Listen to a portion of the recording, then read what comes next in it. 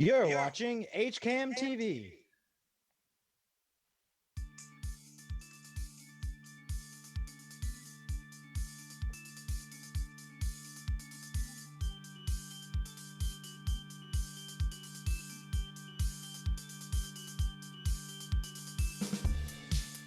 Good afternoon, Hopkinton, and welcome to the final Friday episode of the Hopkinton Hangout Hour. And before you panic, just wait for all the news. Thank you so much for joining us. Today is Friday, the 25th. And I want to thank all of you who have watched this show live or watched the rebroadcast later in the evening, or have watched us on replay on YouTube, or have joined us on Facebook. It has been very wonderful. And we've gotten lots of feedback and lots of interaction and lots of comments. And that's what we live for. So we're very grateful for that. As the seasons have turned and work is picking up for some people and school is back in session and schedules are changing, we're also changing our schedules here at Hcam. So I wanted to let you be aware of what is happening. Starting next week, the Hangout Hour will return on Mondays at 2 to 3, as usual, and on Wednesdays from 7 to 8. So we're going to have an evening session then. And those will be the two live Hangout hours. We hope you tune in on Mondays and Wednesdays. We are also moving our favorite gourmands show, The Gathering in Quarantine with Terry Malisi, from Wednesday. She's going to Thursday, and she'll be Thursdays at 7 o'clock. We're going to continue the shows that we do on Friday morning at 10 o'clock, which is Keep Moving with the Hopkinton Senior Center, and the combined Christian Sunday service on Sundays at 10:30 a.m. Those are not moving. In addition to that, we have two new shows that are being produced by our favorite news director, Tom Nappy. And the first one is Hcam News Live, which will be airing on Thursdays at 6:30 p.m. Now, this is going to be really interesting and really different than what you have seen before for Hcam News. So I encourage you to check that out. And also, Tom will be doing a new series called Hcam Sports Talk, because if you know Tom, you know he loves sports. And that'll be airing on Wednesdays at 3 p.m. in the afternoon. So thank you so much for joining us. And I hope that you stick around with us as we continue this new phase of Hcam. And now I return you to your regularly scheduled Hopkinton Hangout Hour, where we have Mike Terosian, who will take in the first half hour with our fire chief, Chief Slammin, and then Matt will be coming in for the second half hour, talking about Halloween. So take it away, Mike. Yeah, thanks, Jim, and thanks for the update. A lot of cool stuff happened here. Can't wait to get on it. But the thing I can't wait for is to hear from Chief Slammin. How we doing, Chief? Doing very well, Mike. Thanks for having me. Great. And thank you for filling in like this. I didn't have to pull you out of the tree stand or anything to do it, which was great. You out there bagging them? Anything yet? No hunting yet there. We're all busy still so far. All right. So listen, I haven't talked to you in a while. I haven't been here, and I've asked everybody this since town meeting. What'd you think about town meeting? I was pleasantly surprised at how well it went, how organized and safe it felt. I was proud of the group that managed it. I was proud of the citizens of Hopkinton. They had some great dialogue. And I was just struck on how they were able to get the business done. And, it was a real kind of camaraderie as we all left at the end of the day. So nice work. Yeah, I think it was great. And I know you've been here a few years, like your whole life, and your first Saturday town meeting. What are your thoughts about maybe keeping that tradition? I'm all for going back to the traditional model. Like many traditions that you try to break, it's a disaster. And, especially being in the Northeast here, we like our tradition. So I like nighttime. You probably need a little more debate when you're working through some of the topics. And there was some stuff we didn't get to. And so that's my take on it. Saturdays are a little tough. Saturdays are tough, right? And yeah, and what do you get? I mean, do you get what people do you get? You never know. You never know. Especially in this town, our Saturdays under normal conditions are so busy that the evenings are the right way to do it. And it's kind of fun. And I love starting off a town meeting and say, and we finish at 11. But against the back of COVID and what we had to deal with. I thought we did a really nice job. I thought the town did a really nice job. And speaking of COVID, how's everyone faring at the firehouse? Good. Public safety is doing good. Everybody's healthy. And with the rates being down right now, it's been a little more bearable during the summer. We were really busy in the spring. The crews could feel it. We were dealing with a lot of cases. Sure. And it's nice to have it where we are. I hope everybody kind of maintains the safety that the town of Hopkinton's been doing. Some of the places where we were having issues really ramped up their service delivery, and now we just got to carry it through fall and keep it where we got it. Keep it till this thing goes away. That'd be excellent. So what a lot of people don't understand the operations of your day-to-day business. You got a few firefighters there, and during the COVID, you decided to split them up, and you actually manned the Woodville station, and that's still being manned today, correct? Yes, it is. Yep. Yeah, just part of our safety program. It starts with just your good basics with COVID, good hygiene, good tracking your health and wellness and temperature, being responsible to each other, cleaning the building good. But you can still have situations that can surprise you. This COVID has a lot of this, non-symptomatic stuff that can sneak in you, and you just don't know if an exposure can come in. So to keep it from affecting a large part of the organization, we decided to split up, and we really try to maintain separation the best we can for most of the incidents. And that way, if somebody was sick, we don't lose. Some fire departments literally lost half of their organization back in March or April, and that's just devastating, especially for a place like ours or Ashland or some of the small communities around us. So the crews have been doing really well. They've just taken on the responsibility of caring about each other and making sure we wear our masks and making sure we clean the station well, and getting outside and just getting some fresh air right now while we can. And we're trying to prepare for the fall. We've been working on the Woodville station, which has it doesn't ventilate as well as there. So I've been doing some work with Dave Del Torio, and we're trying to see what we can do down there. I remember too, that was just a garage, it was never meant to have that. I mean, yeah, you had the little kitchen there for little quick meetings and so forth. The old days when Woodville was an active department, they would have their little association meetings and so forth. But I mean, you had to really change things around to get it so it could house people. Yeah, and again, it wasn't just me. I got to give the buy-in was from the group, and all of public safety, police and fire have been really cooperative for us to kind of rise up to the need to serve the community during COVID. So the crews did a lot of the work down there, which is just basically making it so that it's a livable quarters. They're there for 24 hours at a time. We took a lot of equipment out of there so that they could have a workout room, have just the basics, a fire engine and an ambulance, and then an area to rest and make it functional. And they did all of that. And they did a lot of it on their own. This week, they just built some homemade screens in the windows so that we could keep the airflow going through. And I just went down and saw that, and I'm like, it's teamwork. So they're doing nice. Well, it's great what they had to do with that day room, and that day room is no bigger than your office. Right. And the way that they had, installed the Murphy beds, right.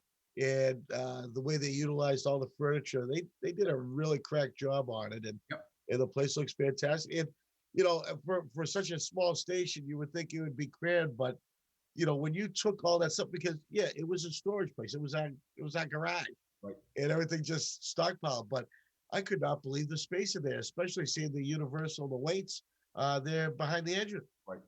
Nope. The no good but keep philosophy of a fire department. So we had to do a lot of emergency disposal right away.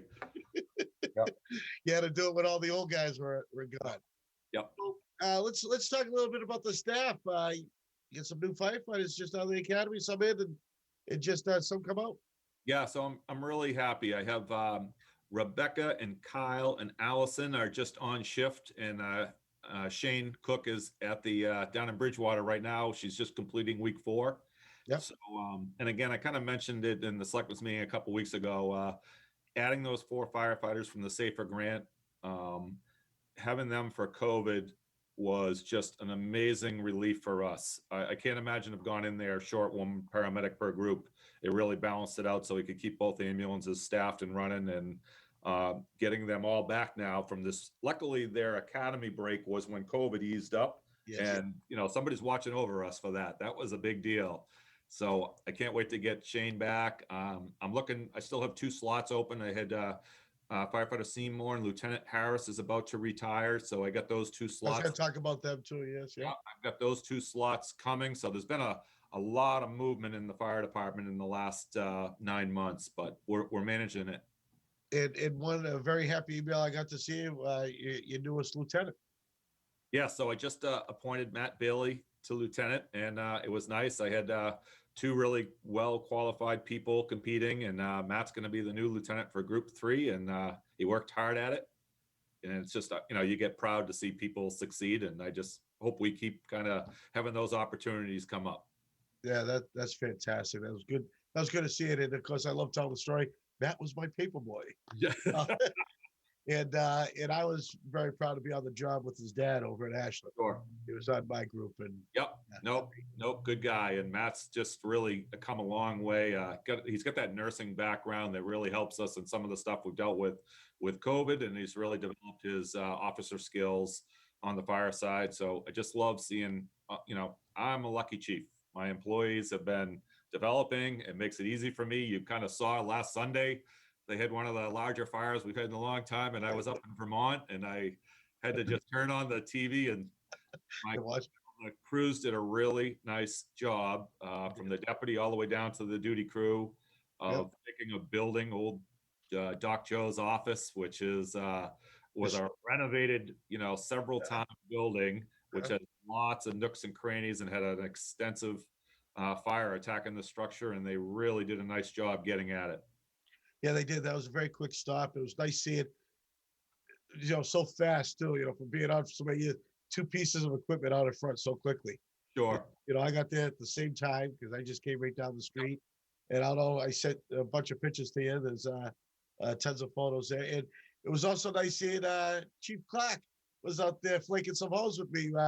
The crew was going up to the 3rd floor, and Officer Brennan, who was helping out, was trying to flake some hose up there. So Kenny and myself, we were up there helping. It was a team effort from everybody. That's what I love. You get, everyone just wants to help out, and it's great. And the guys did super. The mutual aid came in there. There was plenty of room. The deputy was on top of everything. And again, it's all the teamwork, and that's what you train for. This is what you do every day for this one incident. It's when I talk to the community and talk about when you need to get a lot of tasks done at once, having the people that were there in that moment that allowed for a water supply quickly, the ladder truck in position to ventilate quickly, an advancement of a hand line to the seat of the fire quickly, reinforcements from Ashland and other communities quickly. All of that had to take place in that moment, or that building would have gone down, and some other buildings next to it would have been affected. People were able to go in and retrieve valuable items, and hopefully keep some of their business pieces going. And we can't control everything that happens until we get called, but they did a nice job stopping it at the point where they got to it, and that's the goal. Right. Yeah. And the best part too, no one got hurt. All the firefighters were safe. Right. None of the residents or the building occupants were there. Yep. And it's, it's amazing, the community, where it's such a small community. Everyone knows everybody. We know the tenant. And there's a tenant in his business across the street watching this. Right. And what's he doing? He's coming out with his muffins and scones for you guys during rehab. No, it was, I wish I was there, but I wasn't. And I'm so proud at the way it worked. And I'm happy for our community, because that's what they pay for, and they get it, and it was delivered. And that makes me proud as a fire chief. Excellent. Excellent. Yep. So speaking about ladder trucks, what's the status? We're getting a new ladder truck, right? Our ladder truck is in the assembly process right now. I expect it was neat because you just saw the purpose of having a Quint ladder truck for that type of a fire. It's so we can pull up and do multifunction operations, and they did. and our new one will be able to do it even better and more reliable. And it will probably, I expect it still January, February. Nobody has called me and pushed it out at all, so it's right on the timeline right now of delivery. Excellent, excellent. These things are so big, and when people see how big they are, and you gotta fit it in there. It's gonna fit in that bay, okay? Sure, that was a picture of the setup you saw, on Main Street. Yes. You know, we have to, our new ladder truck, its real sail is it's able to set up in much smaller areas. I tease the deputy and say, oh yeah, 9 o'clock in the morning on Main Street, anybody could do that fire, right? But, uh, there's some areas that we go to that are really challenging to access. If we go to any of the larger apartment buildings, there's a lot of vehicles parked, and the new vehicle will be able to set up much easier and better. Is it a shorter wheelbase than what you have now that helps you with the turns of these tight driveways and narrow roads? Yeah, so it is. It's about the same wheelbase. It has a tighter cramp angle of turning, and the jack spread is the current one is 16 feet. This one will do it in about 11 and a half to 12 feet. So Wow. that space is really important when we're at some of the apartment buildings Sure. and or in a driveway at somebody's residence. It's so I expect that we'll be able to pull into most of our driveways fairly easy. Luckily, we've improved our access with the driveway bylaw to many residents, and that's just part of this is the plan to serve Hopkinton better in the future. Right. And again, it's all about the planning too. And you've done that so well. Like you said, the driveway bylaw, huge. You hear about it all the time, especially if you're covered the meetings like we do when you're at planning board and conservation. Everyone talks about your driveways, and it's always Chief slamming in his driveways. But it is needed because you have this piece of truck that will help you put out a fire, but you can't get it to it because you decided, oh, I like these big trees. They don't go over stone walls very well. That's Yeah, the real one that causes us the issues, and you know that part. Yeah. Yeah. I've seen a thing or two. Yes, absolutely. Yeah. So now, all right. So we have that. How's the rest of the equipment looking? Are you on schedule with your replacements? I mean, the rescue is, of course, your last newest piece. Yes. Not counting the used ladder, but what are you on your 15, 20-year schedule on the equipment? We are. So I'm happy to say that I took my first ride in my new cruiser today. I got a what are they? A Ford Explorer, I think. It's a hybrid. It's a beautiful car. So I just started transferring stuff into that. So thank you for the community. Chief appreciates it. Trying to think of what else I got in projects. We're in the middle of a study for our fire district, public safety, community type of response program that we're doing. So I actually expect to see a report out soon that's talking about the needs of this building, the needs of our public safety and dispatch, and anything we can do with the community, public health, all of that working together. So we're studying some areas of town and again, trying to improve our response model to the community in the next 50 plus years. Right. Now, I know this is a little bit of a nerdy issue, but I think it's a very, very important issue. Can you talk about the radios? You just got the grant. Yeah, so we did a joint grant through FEMA for with Ashland, and we received what's the best way to talk about it? I guess monetarily wise is a good measure. Yeah. $350,000 worth of communications equipment. So every firefighter will have a brand new portable radio that is better for communicating, waterproof, intrinsically safe. It has better emergency features that are easier for them to use. You're able to dial channels at your lapel mic area. It has a safety light on it. Just a big improvement, and to not have to turn to the community for something like that. I'm proud of the deputy and your Lieutenant Matt Bowen that did the project, and just anything like that we can get from the federal government and not have to pull out. Is nice.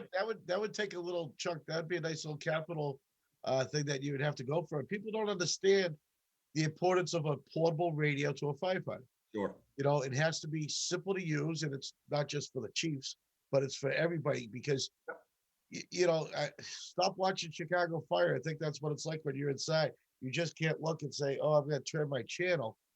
these things the knobs have to be bigger. They have to be tougher. They take a beating, but you need clear communications because that is your safety line in an incident, no matter where you are, whether it's on a search and rescue or a house fire. Sure. Yeah, they don't like water. And even at the fire Sunday, there was a couple of portable radios that ended up failing because they got so wet.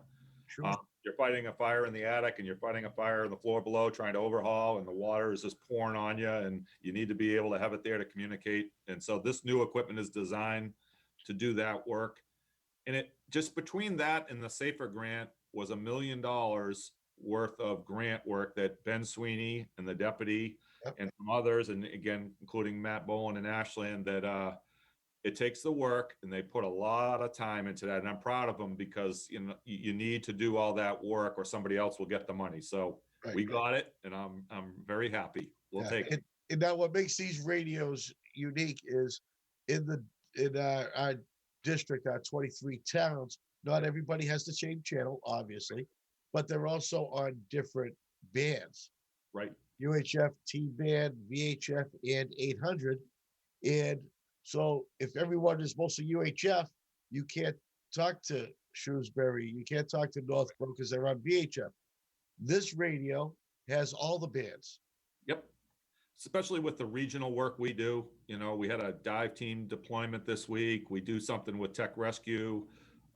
Being able to move to communities and share resources ultimately saves people money. And this equipment allows for it to be done safely. So that's just kind of the end, not to keep lecturing everything, but Right.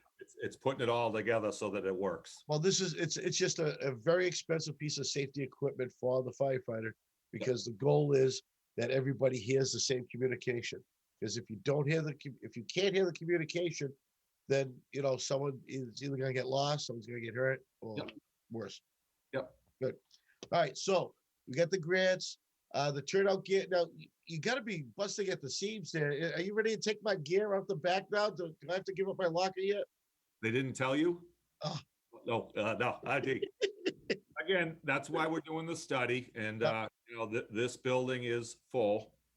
And that's why it's so important. I don't want to get ahead of the report. I know we just spent a lot of work on it in the last couple of weeks. I'll let the paperwork come out, but the community knew that. We were talking about the need for another fire station a couple of years ago.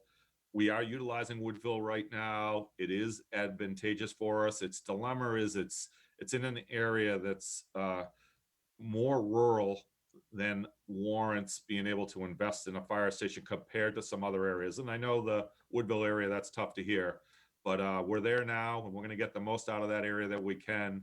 But to invest what it is for a new facility, it's going to have to go into an area that I'll show you all the data that we pulled up. We literally looked at 10 years worth of responses, where the demand is most recently, and we find like a hot area in town. And down by 495 in West Main is kind of the big draw. We're always watching East Hopkinton, but really the draw is down towards 495 in West Main. And we're trying to find some property in there that would allow us to expand, better have kind of a collaborative effort with the police department and some of the town resources like the Board of Health and some others, and see how we can get together and get a more universal flow that can work with the community. Sure. I mean, for the amount of times that you are on that highway, you're still not on the highway enough to.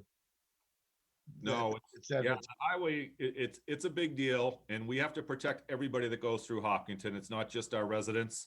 But there's a lot of other areas, everything around the lake is a busy area. We have the industrial park. We have some of the new apartment buildings and businesses that are at the corner of Lumber and West Main, Golden Pond.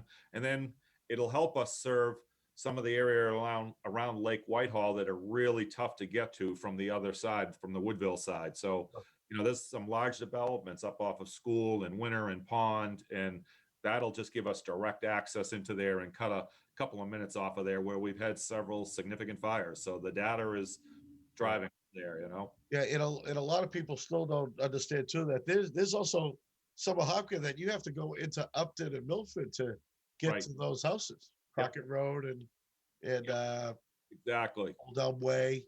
No, the other departments don't necessarily get there much quicker either. So those are anything around the lake is really challenging for anybody to get there in a timely manner. So we've got to take on that responsibility to get to those areas.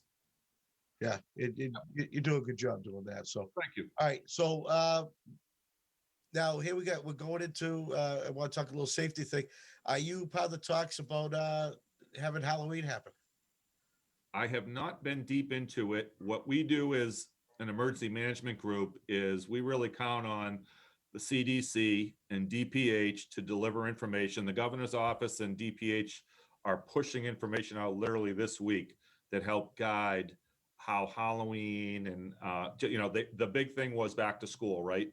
And then once we got school back to school, now they're really focusing on Halloween and Thanksgiving and whether college kids come home from school or what is the safest action. And then we get into Christmas. So there's no perfect story to make any of them perfectly safe. So we're just listening to what they're going to send out. We kind of take the pulse of Hopkinton and see where we are and make recommendations based on that. So we still got a little time for Halloween. Still good time. All right, that's great because, with the lack of rain and everything, I was worried about, do we get the Triple E now? And, it looks like we're going to have a good season, not to worry about the mosquitoes, which is fantastic, which a little sad because high school sports aren't going to happen at night. Everything's on the weekends now during the day. Right. So we don't have to worry about a Triple E threat. The big thing that's happening too, and I don't know how this is going to affect you operational wise, but they are changing the numbers on the highway. They're changing the exit numbers to match the miles. Yes. What are your thoughts? What's any impact to you other than people calling for directions all the time? The change thing comes in. I think I just got to let it play out. They're going to do a lot of work out at the 495 Mass Pike interchange in the next 5 years. So I guess if there was a time that this was all going to happen, this is probably the best time. So I don't know of a real negative at this point. I've learned one thing: when the federal government decides they're going to do something, I might as well just sit back and get used to it. Let it happen. Fire chief at Hopkinton, and that's about it. And no sense of making pretend that there's a louder voice than that. Right. Yeah, I was just looking at the map that they just sent out today, and I guess we're going from 21A and B to 54, and I believe off of Mass Pike to 495 is going to go from 11A to I think exit 106 or something. So I'm not going to make fun of any of the older firefighters that might have struggled because I know I'm one of them now. So I'll just have to make do. Listen, it took me 10 years just to figure out what ramp 1, 2, 3, and 4 was, Exactly. Section 1, section 2. Yeah, all those things. That won't change, right? But what you think about is that just makes this probably the right answer. It's mile markers. What they're doing is we're getting cell phone calls now that are giving you locations based on mile markers. Right. So it makes a lot of sense. Sure. And that's the new way emergency calls come in, and we just need to adjust with the times.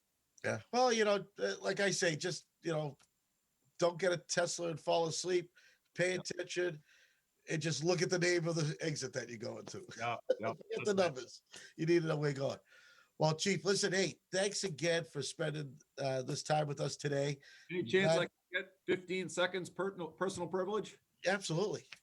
So I just wanted to pass along. I just gotten a call from the fire marshal, Cohen, retired, and he mentioned that Joe Donovan had passed away, and he was a call fire lieutenant in Hopkinton from years ago, had a lot to do with the development of the fire academy, and then went on and did some national stuff. And just we've had a lot of really important figures come out of Hopkinton and go that way. I don't have all the details yet, but I figured I'd just pass that along to the group. And I also just had a wonderful call from Tom Spinks today. He's still out there and he's been working hard at what he's dealing with. But, my call firefighters that are retired are special people, and nice hearing from him today. So I had a nice call from him. Oh, that's great. Yeah. And then just one program we're going to be working on in the future is we are trying to work a lot with the Board of Health through some community EMS. And you're familiar with that from your experiences, but we're just trying to get out into the community a little bit more on a preventive sense or in a non-emergent sense that we can help with some care and just help, especially our vulnerable populations or people that have trouble getting services. So that's something that I'd like to do with the capacity that we have, not be having to add staff to do it. But I just, what more can we do with some of our downtime as firefighters? And that's one of our initiatives we'll be working on, especially with this COVID and how we might be able to test or vaccinate or do anything like that. We're going to try to help the Board of Health as much as we can. That's great. Yeah, and I saw you at the last flu, the first drive-through one. I thought that was excellent. Yeah, it's wonderful being able to help the seniors with flu shots, and then shout out to the veterans. I hear they're going to have a veterans breakfast out at the Common October 2nd, and that's you betcha. That's awesome. Just to get the veterans back, because that's the one chance I really get to see the whole group. I have a funny feeling I'll be seeing you there. Yeah, we're gonna try. I'm gonna be there. I know that. I really appreciate the opportunity, you guys. I'm sorry this is your last day on Friday, but I know I'll be able to come back somehow. You'll definitely be back, because we're gonna continue this format for update shows, and you can always use this here. We will have our news program, and as you heard Jim mention, we will be doing a Monday and a Wednesday evening. So, yeah, we'll get you back. We'll figure it out. Thank you, sir. All right. Thanks again, Chief. Chief Slammer there, working his butt off to keep us safe. We love you. Thanks. And now it's time to transition to the real fun stuff. And is that a mask you're wearing, Matt? No? Okay. Matt, what are we talking about now? Thanks, Mike. Well, as everyone is probably very aware, fall is officially here, and it is September 25th, and that means October is just a few days away. It's less than a week away, in fact. And obviously with October, the thing that's on everyone's mind is Halloween, a very popular holiday. And maybe not everyone watching was there for when Chief Slamman was talked about this a few minutes ago. It's not certain what the state of Halloween is going to be in the pandemic. But one of the things I wanted to talk about today, and I have you, Mike, with us, who you love Halloween. I have my friend Alex, who is also a big Halloween lover. I love Halloween. Yes. I wanted to talk about ways that people can stay in the spirit of Halloween, even if there's no trick-or-treating this year. Maybe there will be. I don't know yet. We don't know yet. Quick little sidebar before we go. This is a little bit ironic for me, because I'm actually famously not a fan of Halloween because of some events that happened, I got too scared of things when I was a kid, and it kind of soiled the whole holiday for me. And I've gone through my entire life with just like a general anxiety on Halloween, but that has eased a little bit, a lot actually, as the years go by, but it's still just not my favorite thing. But as I was telling Alex last night when me and him were playing games together, I'm feeling a strange amount of craving for spooks this year. So I just thought we would share how to stay in the spirit, regardless of everything else that's going on. So thank you both for joining me today. Of course. I'm glad you asked me to join, because this is my favorite. Through many years at my house in our neighborhood off of Eastview Road, for years the Chisholms ran a haunted garage, and they just decorate the garage up, and inside they'd serve hot cider. They'd have some candied apples, cupcakes, and whatever. And it was nice to go in there, because usually Halloween was usually cold and damp or whatever. It was nice to get out of the weather for a little bit, warm up with the hot apple cider, and then go back out trick-or-treating. Well, they did it for a little over 20 years. And then here comes my kids, and they're all younger, and their kids were all grown. We took it over and been doing it for about 25 years now. And Oh, wow. I tell you, we love it. It's a great little social thing, but we can't socialize. We're coming up with ideas how we're going to do it. One of my things is, get a blowgun and just blow the candy like you do with T-shirts at the concerts or something, Yeah. That's one of the ways. I don't know what to do next, but it's my favorite. I love decorating. I love making little animated creatures and everything. So I don't know about you, but this is definitely gonna be different. Yeah, it's going to be different. I think that so my official position on this is that Halloween begins, the Halloween season, or the Halloweezin, as I've always called it. It begins August 1st, and it goes until Thanksgiving. You know what I mean? Like that's my dream as to what the Halloween season is, because I think that there's a lot of I think that, you know, it's a lot of it is sort of the pageantry. Like I feel like what one of the things that is so connected to Halloween, even though it isn't explicitly Halloween, is that like Halloween happens at the apex of fall being at its falliest. Like the leaves are still everywhere, the colors have all changed, but like, you know, not every tree is bare. You know what I mean? Like I always feel like crunching through leaves was always a huge part of Halloween as a kid for me, you know. Especially And I when think it's that, dark out and all. oh And you yeah, walk in, you got other people doing it too, and it's like you get oh yeah. out. It's just, yeah, I think that it's so much of why Halloween is so great for me is because that like it feels like a purified, like it feels like a day to appreciate what the fundamental energy of the autumnal season is. Like you've got the harvest elements in like pumpkins and everything. You've got sort of the sort of, what's the word I'm looking for? The like the mischievousness of like, oh, we're gonna dress up, we're gonna run around to get candy and something. And you know, you can do all those things and have it be. But I also think, like, you know, I love horror movies and I like the anticipation of like being like there being horror movies on TV everywhere. And I don't know, I just think that like I love going to stores and seeing what new concoctions they've dreamt up for what the Halloween decorations this year are going to be. I love going to Michael's.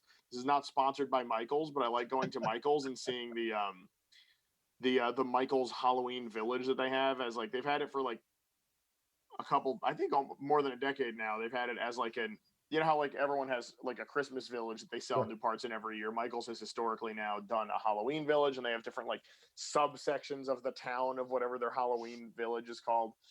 I don't know. I just think that like it's one of my favorite times of year because I already like the autumn so much anyway, and like I love Thanksgiving and all those things. I don't know. It's like the anticipation of Halloween is just so part of fall for me. I think that like not to get too academic about it, but I think that there's like a carnival-esque aspect to it where like very rarely do people get to just like, you know, put a big witch on their front lawn. Like, oh, like there's like we get to joke about morbid and spooky things, and I think that that's something that the rest of the year isn't really as common. And I think that you know, it can be very inclusive, and I think it makes a lot of people happy, and I love it. You know, I think you're completely right, Alex, because it's like I love everything about Halloween. I love the fall. I actually do like spooky things, even if I don't like horror generally. I like candy. I like dressing up. Yeah. I like monsters. Skeletons everywhere. Yep. If you put it all together, there's just something about it that just hasn't sat right with me since I was 7. Yeah. Which is I tell you, I 20 feel years now. I think would help you out. Just having all that candy around should make you feel better. You'd think it would, but it's I stopped trick-or-treating when I was in 7th grade. And my mom said, like, you can stop, but like you won't be going out again. And I actually did start going out again in high school when I could actually go out with my friends again, and that was a completely different experience, and it was really good. Well, but like I said, like I've just been, I guess I've been in the spirit more this year. I definitely don't agree with you, Alex, that I think Halloween starts in August, because that still feels like summer too much. I'll definitely agree that it starts in September, though. It's the anticipation. Well, I only agree with them that it starts in August because you walk into CVS. Yeah, and they all think that it starts in August already. Dude, for like Walmart and CVS, Halloween is August 1st. You know, November 1, the Christmas stuff comes out. They go right over Thanksgiving. If they get to jump one of the best holidays because they want to have Christmas stuff in stores, we get from August till October. That's my opinion about this. Yeah. To be fair, I think that there should be at least a week or two of Thanksgiving stuff. I think that part of that is that like they can sell autumnal things during the same period they're selling Halloween things. Yeah.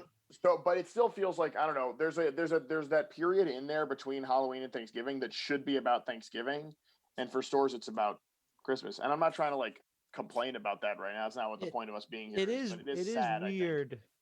It is weird. I've always thought it was weird because, like, you know, this is the United States, and Thanksgiving, like other countries do have a Thanksgiving or like some equivalent. I think Canada's is in October. But like, it's a big deal in this country, so you'd think there would be more than there is, but like the commercial stores never let us have it, and that's what's been weird to me. Well, because they can't wait to Thanksgiving to be done so they can get right into the hardcore Black Friday, Mhm. Christmas stuff. Yeah. Oh yeah, that's You true. know, they just can't wait. And I love the big thing about Thanksgiving. It's family and friends. You know, I do Mhm. Thanksgiving with my family. I do Friendsgiving with my friends. It's usually either before or after Thanksgiving. We do a Friendsgiving. Same idea, turkey. Usually includes a little football, but it's just a nice little time to get together. And again, I don't even know what that's going to be like. I still haven't seen, my family because Yeah. everyone is, trying to be safe. Yeah.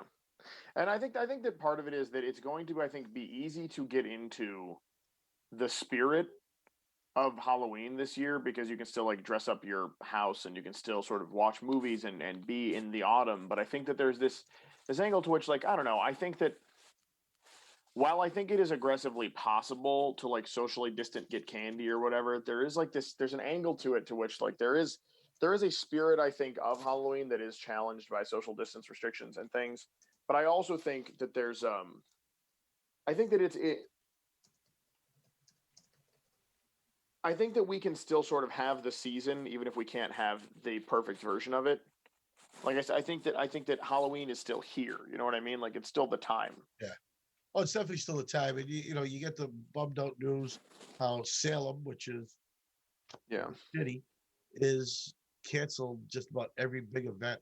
There's Yeah. only little venues going on, and which brings me to a big question for everybody: what is your favorite tradition for Halloween? What is the one thing that you do all the time, or that you look forward to all the time for Halloween? I'm sorry.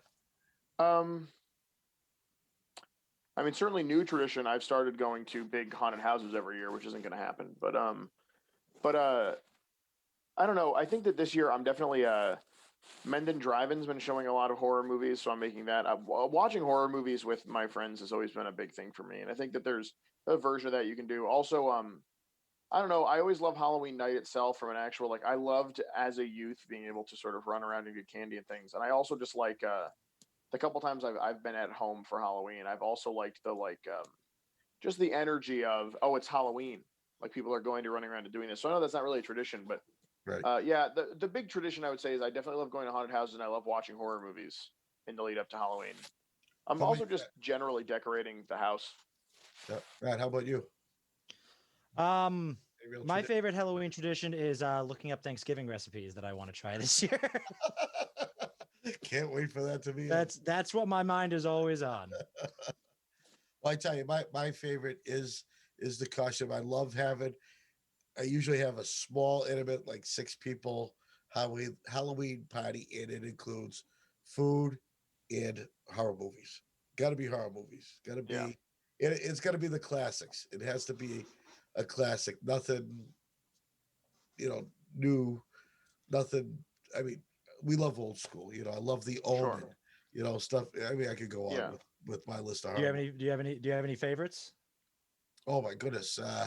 Of course, Friday the 13th is, I mean, Camp Crystal Lake, come on. yeah, How can you go wrong? And I just love how it evolved in so many ways. It's like, hey, how could this happen? Because the way the first one ended. yeah, yeah, yeah. But I just, That's not to think about you get that little bit of innocence, and you get then you get the horror. You get the. Yeah, It doesn't all have to be about gore, because I love a good chop house film too. yeah, sure, no, for sure, yeah, You give me a Rob Zombie film any day, any day. sure.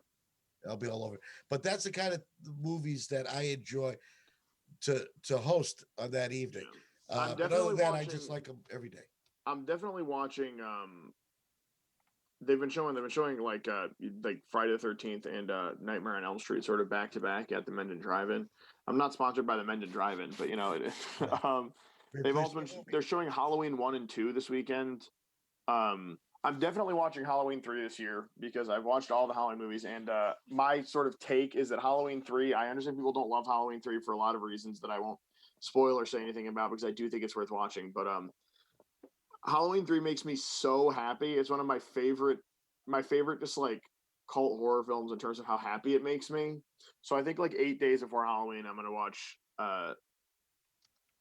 Halloween 3, and that is there's very specific reasons for that. But you'll have to watch the movie to find out why. Right, Mhm. right. Well, what about You know,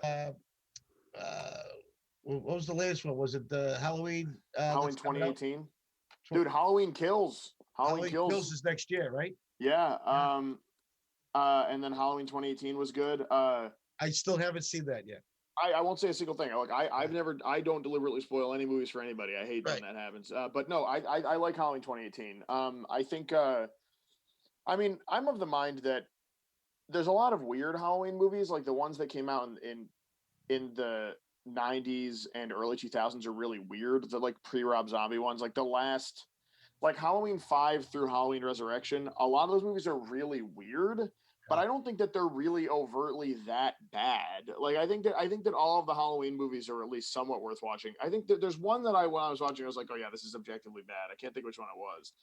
Halloween 5 has no, it's not Halloween 5. Halloween 5 is the last. Hold on. I got to figure this out, and then we That can. was the Revenge. Yeah. Halloween 6, which is not actually called Halloween 6. It's called The Curse of Michael Myers. Yes. Features a young Paul Rudd, and I did not know that when I sat down to watch that movie, and I was completely shocked by what a weirdo Paul Rudd is in the movie Halloween: The Curse of Michael Myers. But I just love Halloween 3, and I'm just saying, that's my recommendation for the year in terms of just weird horror movies. Excellent. You What know, what about you, Matt? I don't like horror movies, as I've said, but there's two horror movies that I think I can make myself watch for various reasons. One is Alien, Which we're gonna watch soon. because that movie fascinates me for a lot of reasons. I still call that sci-fi. The other, Yeah, it's a I would say it's a sci-fi horror movie, but it is, but definitely a lowercase h horror movie, capital S sci-fi movie, I think maybe. But I think the one movie I really am going to try to make myself watch this year is John Carpenter's The Thing. Yeah, it's definitely going to happen. Nice. Because that movie fascinates me for a ton of reasons. I know quite a bit about it. For me. Yeah, I know quite a bit about it, like conceptually. But I thought I knew how it ended. But it turns out I was confusing that for The Blob. Yeah. So I don't know how this movie ends. A great movie. Curious. I think The Blob is great because it follows through on this thing that I love about what movies used to be like, where The Blob is, a science fiction horror film, but because it's 1958, it has a like surf rock intro song. Yeah. That goes, beware of the blob, it creeps and leaps and slides and glides across the floor. And it's like the best song ever. And I'm like, why is this before this 1958 Steve McQueen horror film movie? Wow. No, yeah, not the same ending. I'll tell you that. Although I don't know how the thing ends. No spoilers. I tell you, one of the, and I don't find it newer unless it's Chop House or a very good director. Yeah. I don't find a lot of the new horror movies scary. Like, like you got The Omen, you got like Psycho. You didn't see the killer, but you were afraid of the killer. Yeah, Psycho's an extremely effective emotional movie because it knows when not to, it knows when not to give you information, which is, I think, something that horror movies, especially in the early 2010s and late 2000s, were really bad at. Right. And that's why I was very pleasantly surprised by The Conjuring, how good that was. Oh, yeah. It was amazing. It was one of my favorite of the 2000s, one of my favorite horror movies. Yeah. I'm going to try and force my, just related to Halloween more generally, I'm going to try and force my parents to let us keep tons of leaves on the grass this year. So we can go crunch around like we're walking around on actual, no, we're going to have to probably blow them away. We're not getting much rain, so. What do you think about costumes? What's your favorite costume that you ever wore? I love a big Halloween costume. I don't know. I've never been I think that's something I try to make my Halloween costumes generally not like I think a lot of people go for like a modern political joke or whatever. And I'm not saying that's a bad Halloween costume. Halloween's different for a lot of people, but I want to be able to like reuse a Halloween costume. Let me think about that. I'll have to say one of my favorites I did a Walter White. I actually shaved. Oh, sure. my head for the Walter White. I had the Tyvek suit, which that Halloween had to be, I think, about 80 degrees. And I'm wearing a Tyvek suit that don't breathe. It was just also you can see through the legs, the water collecting in the footy of the Tyvek suit. Of course, it was a hot Halloween when you had that on. Yeah, of course, right? All things. And I remember one cold Halloween, I went dressed as Santa Claus. And because it was freezing and it was a sort of indoor outdoor party kind of thing. Yeah. And so I did a Santa Claus and I felt great. My mother does costumes. So we've always been able to pull out any kind of costume that I wanted if we had to get it, which has always been nice. But I don't know. I'm trying to think what my favorite Halloween costume I've ever done was. I just don't know. How about you, Matt? Any character you that you liked? I would say the best Halloween costume I ever did. I'll actually pull a picture of that up because I have. I was alluding. That's why I was alluding to this. I figured you would have some pictures. I'm gonna. I think I'm gonna be Connell Cochran from Halloween 3 this year, which again, the most objectively useless costume to do. Nobody will ever know what I'm talking about, but it's fine. This one was from my junior year of college, so 2014, and you can see me. This is me and my roommate at school. You can see me on the left here. I went as Star-Lord. Star-Lord. Yeah, and he's my roommate there is the Crow from the movie The Crow. Feet. Brendan Lee. I believe that's his name. Yeah, Bruce Lee's son. I wasn't sure if it was going a little Alice Cooperish because he was smiling, where you usually don't see the Crow smile. That's true. Yeah, I wouldn't be surprised with him. He was into all that stuff. Alice Cooper. It is very Alice Cooper. Mm-hmm. It almost is exactly the same makeup, actually, in a weird sense. Yeah. How weird was it that they had Alice Cooper be King Herod in the live Jesus Christ Superstar? Oh, yeah. It was a fun choice. I mean, I didn't know about that. I thought that was very interesting. Yeah. All right. So one of the traditions that I think I'm going to miss, because I don't think they'll be doing it this year, is, you guys remember this? The old senior breakfast. Oh yeah. Oh yeah. And all the seniors coming in. This is them walking in. The only day I was sick in 4 years of college was of high school. My sister. Yep. Is that your sister? Oh yeah. Wow. I know that. Yeah. I would not have known that either. She scared me. I got an early. That's a great costume. And she scared the heck out of me.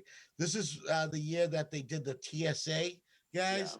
They're larger. They even made their own metal detector. Dude, we wanted to. That's convincing. For our senior Halloween, Game of Thrones was in full swing, so we were going to build an ice wall and then make it really hard to get through the room, but we never got a chance to do that. And I ended up being sick anyway. There she is. Here I am lining up my shot on this picture. She jumped into the frame. That's why she's out of focus. And I jumped. But I thought that was awesome. That's great. I mean, so some great stuff. They always had some. I love the team stuff.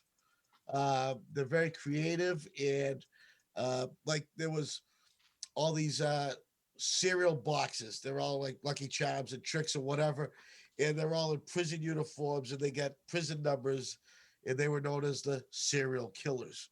You know, so there was a lot. Oh my god! I remember seeing those pictures. Ideas.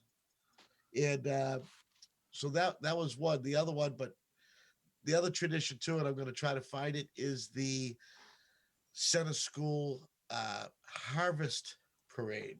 They call it a harvest parade because they can't use Halloween. And here it is right here. Let me just pull up. And what it is. They're not allowed to use Halloween? No, they call it harvest. Yeah, they don't use Halloween. I didn't realize that. Yeah, this apple picking is something I miss. Oh, corn mazes. Corn mazes. That's those are two of my favorites. Talk about a great thing to do and to spend a lot of time doing is your corn mazes. All right, so every year I say I'm going to work up the courage to do a night corn maze, and I never can. Yeah. So here's a center school tradition, which is no longer center school tradition. The kids would march out of the school and do a what's around the common in their costumes. And that's very sweet. They were just the cutest kids, and they all find, even the teachers get in the act. And there's a little karate kid there. So I don't know if any of this will continue. They are still working out the details as school is still trying to figure out how to, fully reopen and be somewhat normal again. So Yeah. I remember doing that when I was in center school. I think I went as Darth Vader. now, did you guys ever do the little Halloween parade with the police chief? They do a little trick or treating, like No, in the afternoon. I don't think I Did you did. guys ever do that downtown? no, I never did. No. That was Maybe when I was really little, maybe a vague memory of that, but I don't think Yeah, I did. I was always I always trick or treated around my neighborhood. I don't think I did any. Yeah, I think Also, That is my neighborhood, but I Yeah. think I think that went back to Officer Carver and Chief Bulker days. Those guys there, they started. And you what a safer way to trick or treat than with the police chief, yeah. So yeah, I'd be surprised if I didn't do that at least once, actually, considering who my dad is. yeah, exactly. Have they done? I don't know if they even do it anymore. But the Hebert Candy Factory in Shrewsbury, Massachusetts, used to do a haunted house every year. Oh The yeah, Hebert I Candy did. Mansion. I I did did that that as a one year. youth, but I don't think they've done it in years now that I say that. I'm not sure. when Man, the they had the best Sunday bar after that. when Yeah. they had cultural arts took over the Terry farmhouse. Yeah. You guys do the haunted house then? I've never gotten to do it now. No. A lot of fun. But you know what? I definitely will. They had because the little kid friendly version, then they had the no Yeah. holds barred version, and my favorite one of those that I ever did was like big haunted houses were I never got to do Universal Studios as one in spite of having been a Universal pass holder for many years, because if you're a person who is in a school of any kind, you can't really go to Universal Studios in Florida for just like a weekend trip. So Right. when I was in college, I didn't get to do it, and when I was in high school or elementary school, I didn't get to do it. But I'm going to do it probably next year, I guess. But when I went to college in Ohio, and near where I went to college, there was a prison called Mansfield Prison that they converted a whole set, like half of the prison, to a haunted house every year, and that was really very satisfying and very fun to do. And the other one is that the reason I mentioned the theme park was because there's a one of America's theme parks called Cedar Point in Sandusky, Ohio, which is a favorite theme park of mine because I think it's like it's a hidden gem where it is actually a very good theme park in comparison to it's a very good theme park. The point is they would convert most of the walkways every like October to being like small haunted houses. So like if you wanted to get from like one section of rides over to another section of rides, you'd have to like go through the evil bayou or go through the Carn Evil, and there were clowns everywhere, and like there's all these like horror movie there's all these different haunted houses there, and you could go around without doing the haunted houses if you wanted to, but we used to go the school had an event there every year, so we would go, and it was just really fun. And I'm gonna miss being able to do like a big traditional haunted house this year, because it's just, even if there are ones that have social distancing restrictions or whatever, I personally just wouldn't be comfortable with it at this point. Yeah, I'm on duty at the fire station this Halloween, and I'm gonna miss the kids coming in for their candy. Yeah, because they always stop by the firehouse, and usually just as firefighters, and that's a lot of fun. All right, so we only got a couple minutes left. Favorite candy? Only one. You pick one. Which one? Halloween candy. I think I have to just go with my favorite was always just getting Hershey bars. You big bar or little bar? You know what? Anything. I just like Hershey's chocolate. I never lived in the neighborhoods that gave out the big bars. We're gonna say from a pure what delights me and thrills me perspective, we're gonna say any variant of a Reese's cup, especially if we're in the season, like a Reese's pumpkin, or like we get more peanut butter in it. Yeah. Well, yeah, because what's interesting about Reese's as like a super candy of families is that every time you change the shape, it actually does change the flavor, because the balance of chocolate, the peanut butter is different. You're right. So All right, and I'm gonna go with Milk Duds. All right, sure. Wow. Love the Milk Duds. Good one. I do like a Milk Dud. All right, Matt. Okay. Absolutely. That is all the time we have. So thank you both so much for joining me on this show. I'd just like to remind everyone, there's still plenty of ways to get in the Halloween season, even if, there's no trick-or-treating or A Halloween. lot of good parties this horror year. games, horror video games, a lot of good Yep. ones. And also, if you want an excuse to make a Halloween costume, send us a picture and we'll put it up on the Hcam slideshow. Excellent. So thank you everyone so much for watching, and we'll see you next week. Goodbye. Bye-bye.